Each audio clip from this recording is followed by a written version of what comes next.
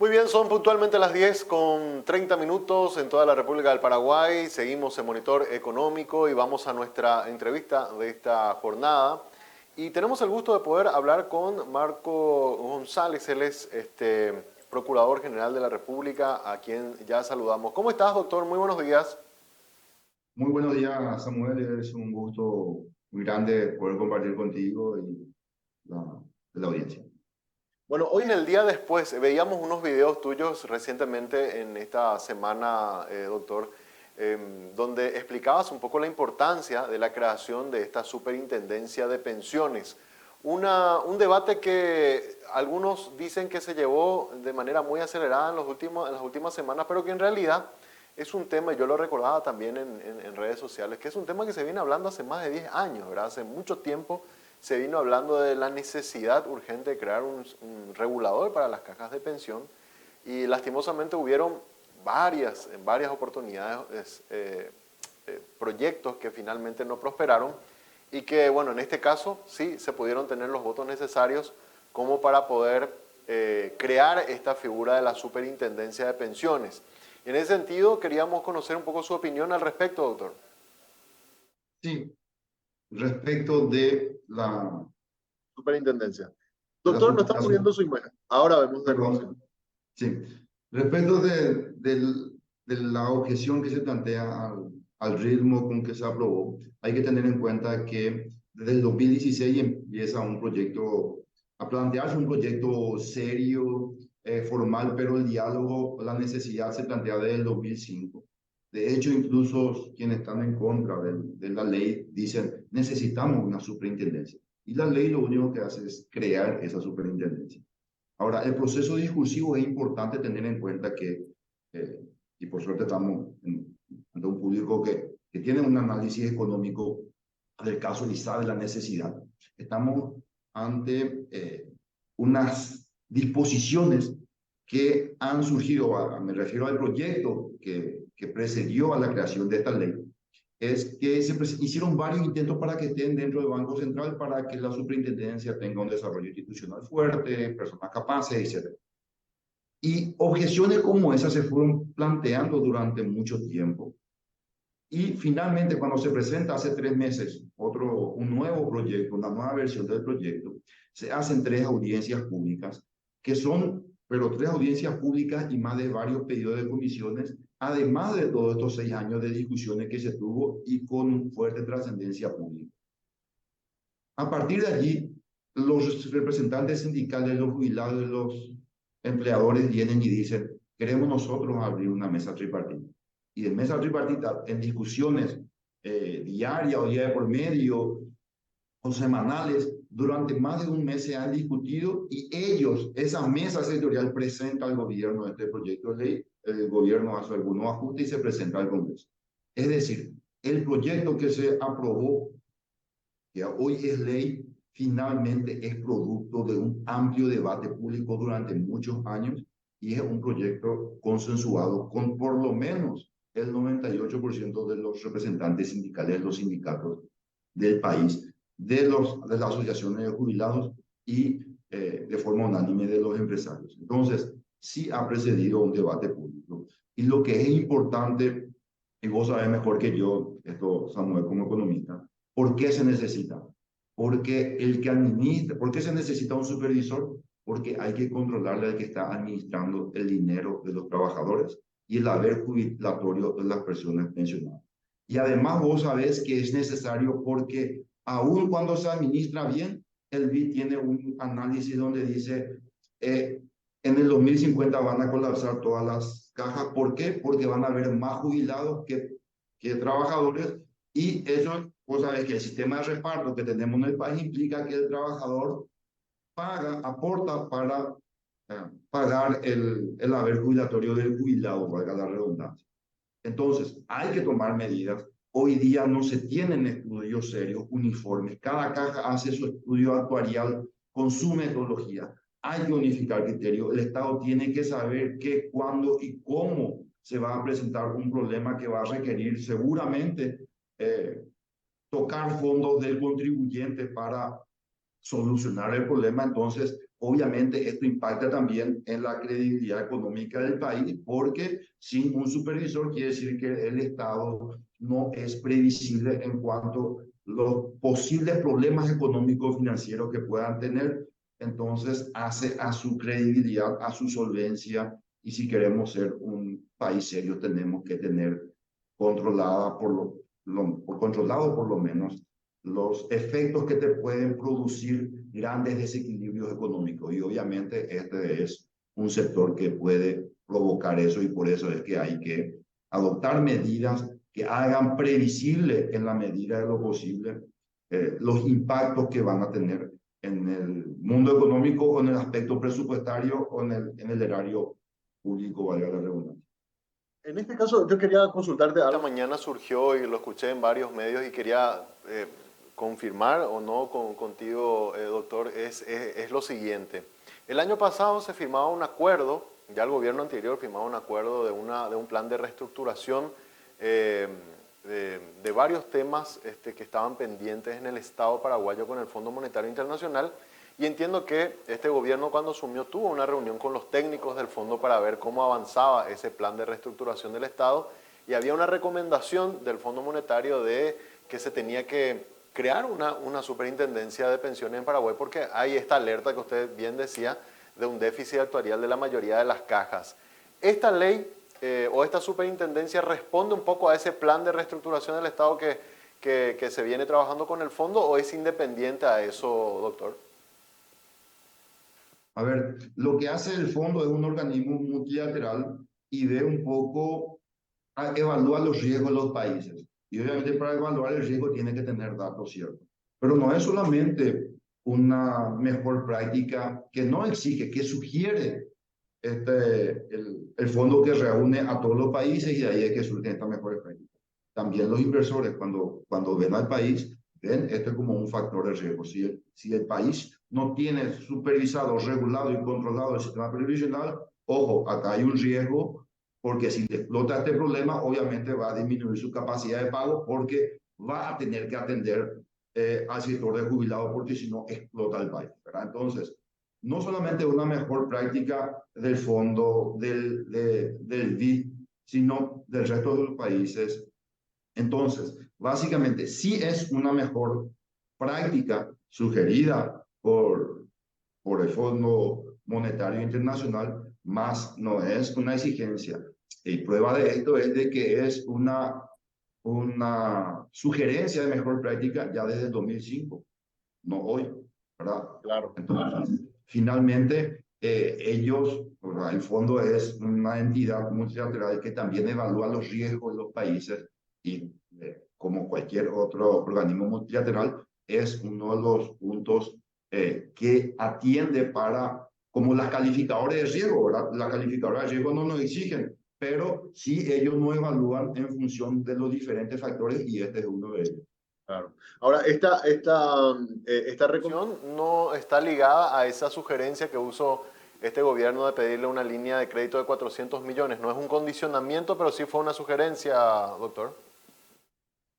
Bueno, yo no quiero hablar de lo que no sé, quiero ser prudente. Desconozco los términos de las negociaciones de ese acuerdo y si fue un componente o no. Pero sí es el gobierno, ya desde cuando el ministro de Hacienda era el actual presidente de la República, asumió el compromiso de avanzar hacia esto.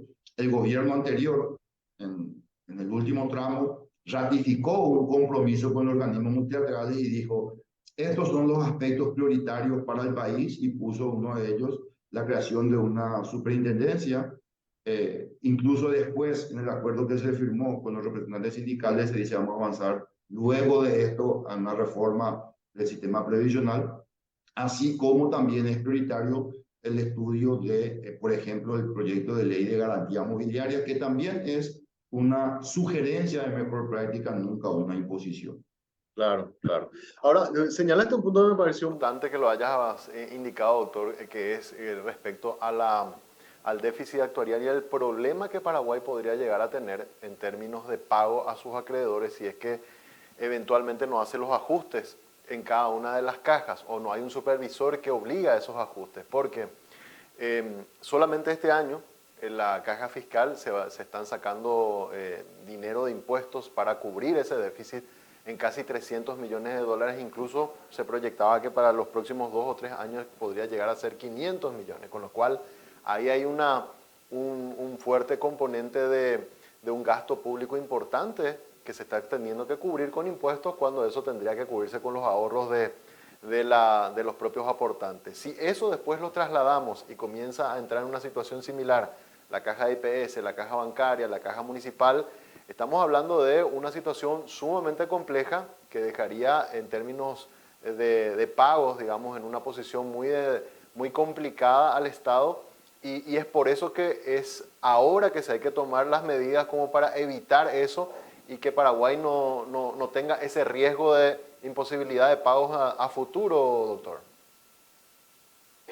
Así mismo como señalaba Samuel, y yo siempre, cuando me preguntaban, ¿la superintendencia va a tener superpoder? No, no va a tener ningún superpoder. Va a tener un rol similar al de la superintendencia de bancos, superintendencia de seguros, superintendencia de valores, a la CONATEL, entidades todas que regulan y supervisan. Y ponía ejemplos más concretos. ¿Qué tipo de disposiciones va a dictar la superintendencia de pensiones? Fijémonos las decisiones, las resoluciones, los reglamentos que dictó el Banco Central, porque tenía ante esta ley un rol reglamentario sobre la caja bancaria.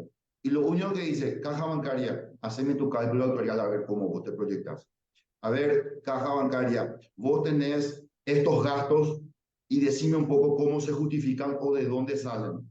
Caja bancaria, vos decime cómo vas a superar este déficit que vos estás proyectando en tus análisis. Caja bancaria, decime bien cuáles son los aspectos cualitativos que vos considerás que deben tenerse en cuenta para una buena gestión del gobierno corporativo, las exigencias, el grado de dependencia y de control que tiene que haber entre las diferentes instancias de gobierno, etc. Esas son las medidas que va a tener, que va a adoptar la superintendencia. Va a establecer estándares para que todos hagan con los mismos estándares unos análisis de su situación actuarial y va a exigir que estos controles o estas estadísticas o estas estimaciones se hagan con cierta periodicidad. Cuando encuentra alertas en una caja, va a pedir que hagan estos estudios de una manera más intensificada o no.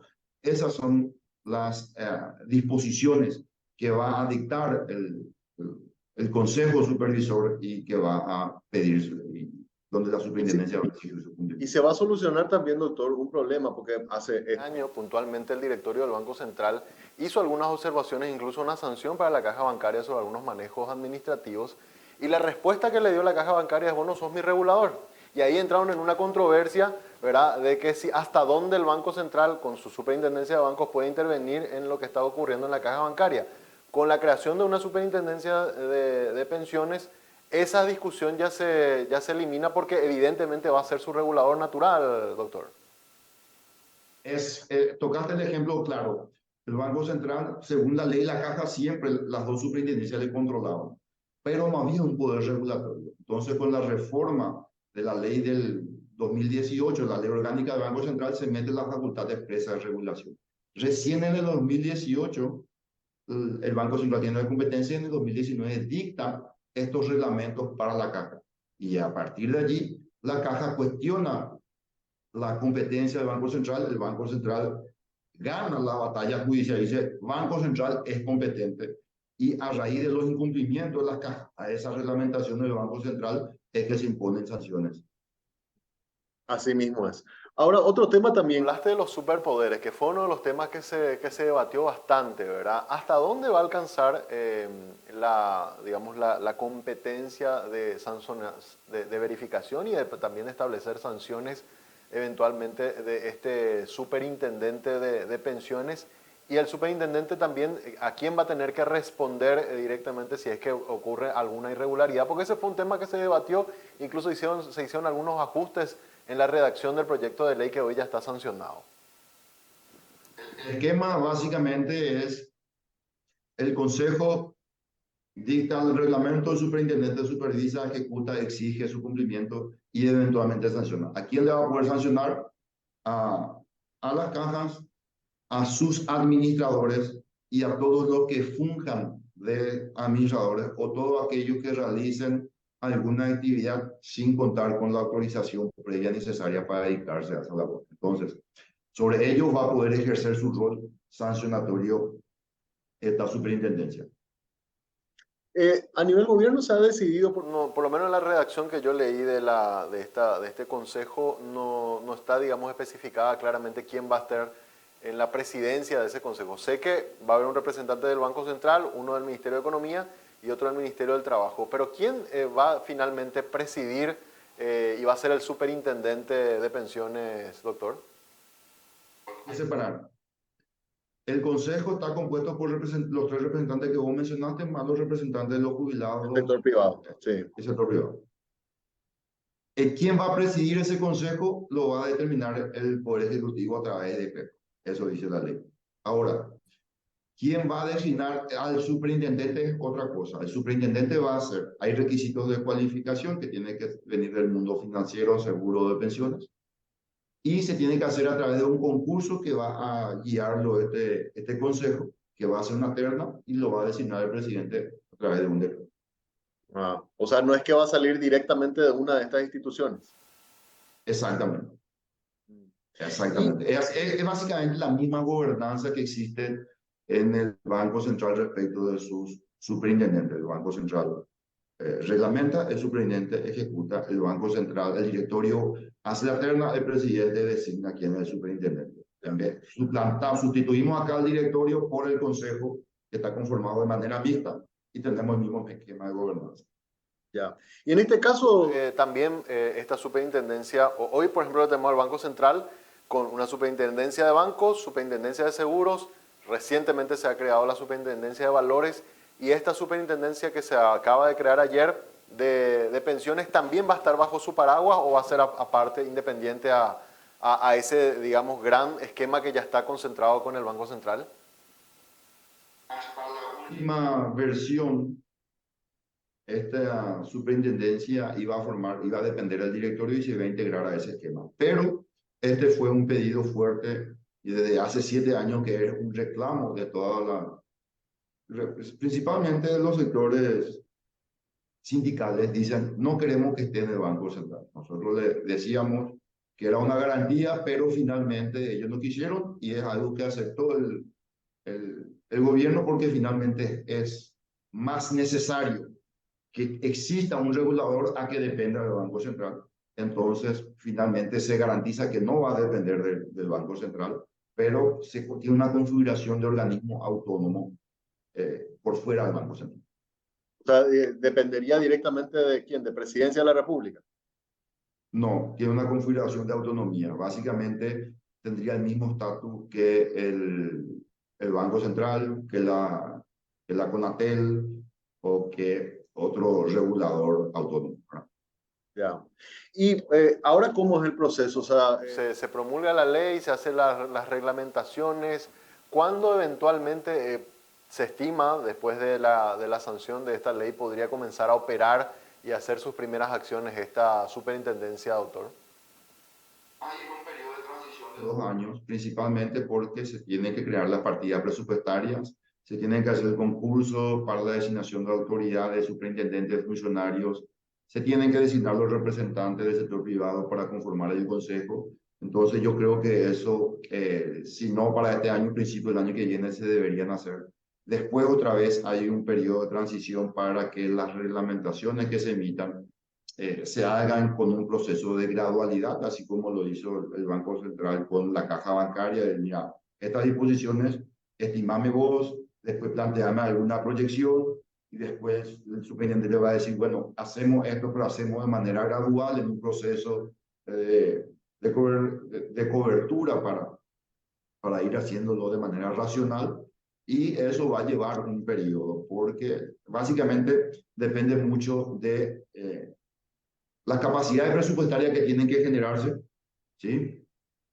De los procesos de designación y de elección que tienen que generarse y a partir de allí es establecer ya la estructura, ver la sede donde va a estar ubicada esta superintendencia y a partir de ahí ir avanzando. Claro, claro, porque esa era una pregunta que nos hacíamos justamente esta mañana. Ahora que ya tenemos el presupuesto aprobado para el 2024, obviamente no estaba esto incluido en ese presupuesto, pero entiendo entonces que toda la parte reglamentaria y documental es la que se hace en este 2024 y recién después eventualmente se me incluiría ya para un presupuesto 2025 que comienza a operar esta superintendencia o por lo menos a tener sus primeras acciones, doctor. Salvo que se plantea alguna modificación durante el año 2024, del presupuesto de 2024, sí se tendrían que prever las partidas para el año 2025. Como hay una fuerte apuesta del gobierno, uno consideraría, que ya tengo una opinión como ciudadano, que esto ya tenga un andamiaje un poco más rápido y se genere la sinergia en el próximo año. Pero eso obviamente se va a hacer un proceso público, se van a informar los siguientes pasos. Ya estamos dando el primero, falta el segundo y es cuestión de ir avanzando de esa manera. Ahora, finalmente, porque esto se mucho, incluso generó temor en cierta parte de la ciudadanía, el tema del uso de los fondos de IPS o de cada una de las cajas. Y me parece que es oportuno traer tranquilidad también, doctor, respecto a ese tema.